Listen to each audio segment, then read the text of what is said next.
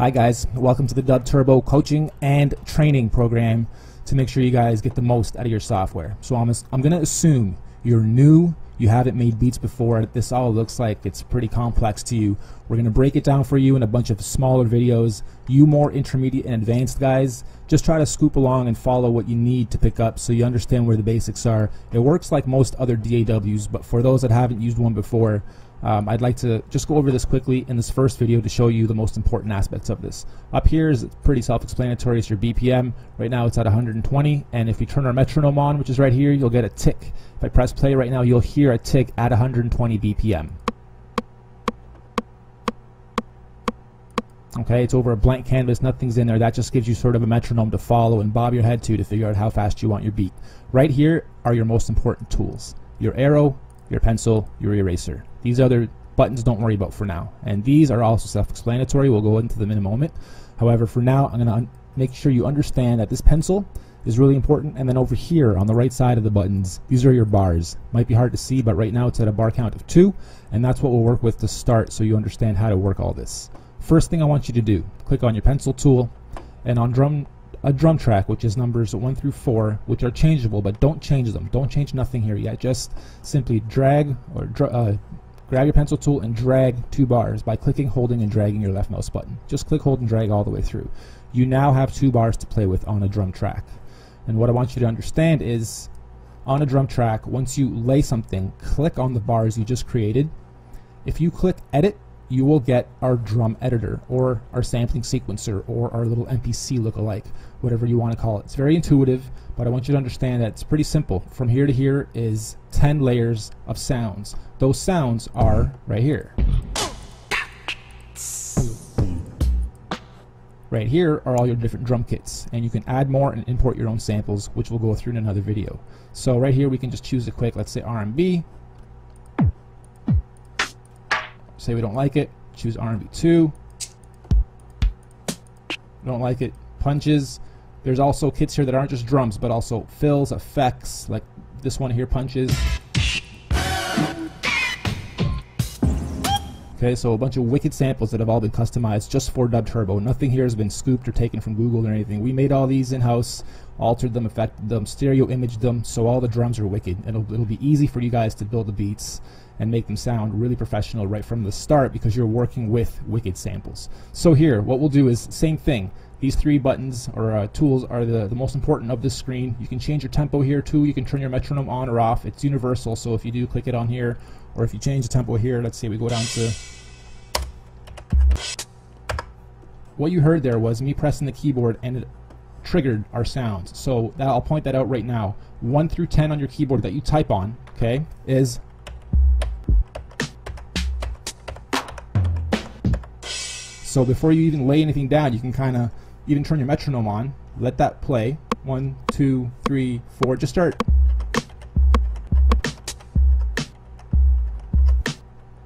Once you figure out what you kind of want your beat to sound like, you can draw them in, or you can press record, play, and then record them with the keys on your keyboard.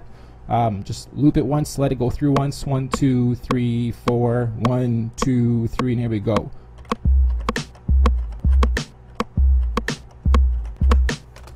Okay, stop it. If you notice anything's out of place, simply grab the arrow tool, move it over. If you don't like where something sits, it's easy to move. And if you want to erase anything, simply grab your eraser, erase. Pencil tool, draw back in.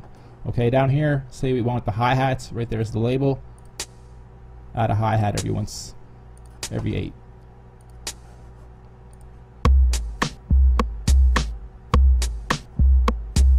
Very simple.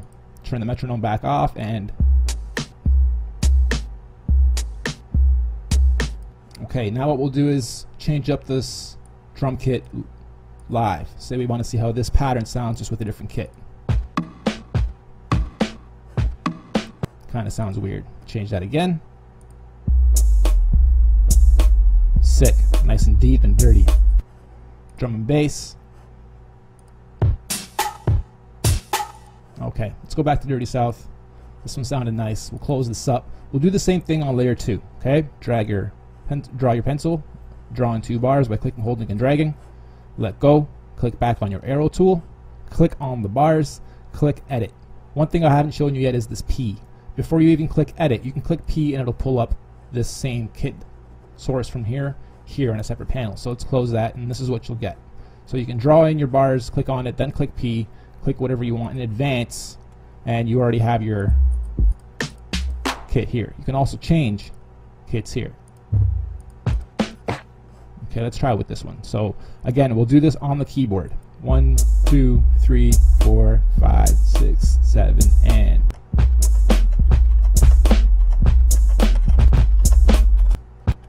now we can click on the bars, click edit, and see what we just laid. There's what we just laid live with using the keyboard we used. If anything's out of whack, again, simply just snap them into place if you know they're off. And now we have 2 layers of drums going over each other, which is really nice in DubTurbo, and you can change the volume of each here. So these 16 layers are all these 16 layers. Important to understand.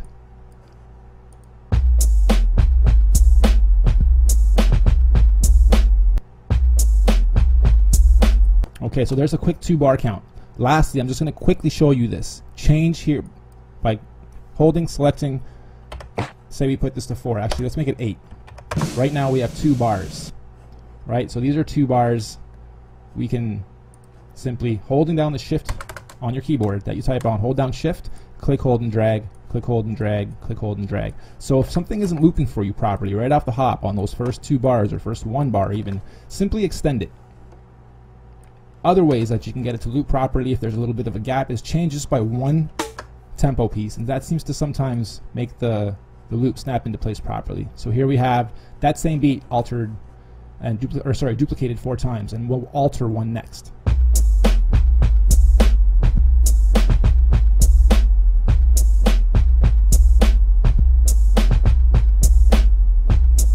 Alright, so now I could be doing a little hip-hop freestyle over this, be prepping some ideas in my head for what to use for the keyboard. Okay, so now what we'll do is, let's grab one of these guys on layer 1, click edit, and here we can now erase some of this stuff, and I'm only affecting the 2 bars I selected, not affecting everything. So here we can, on the last,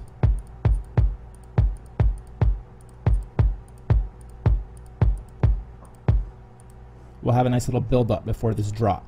And then here what we'll do is we'll just erase the last few. Oops, this one. Edit. We'll just erase these last few sounds so it's nothing but a nice boom. Here we go.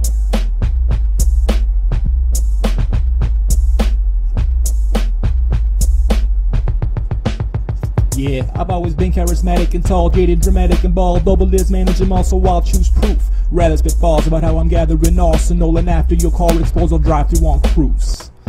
So there it is, nice and simple beat building. We'll go into the next video, which will talk about the keyboards. Peace.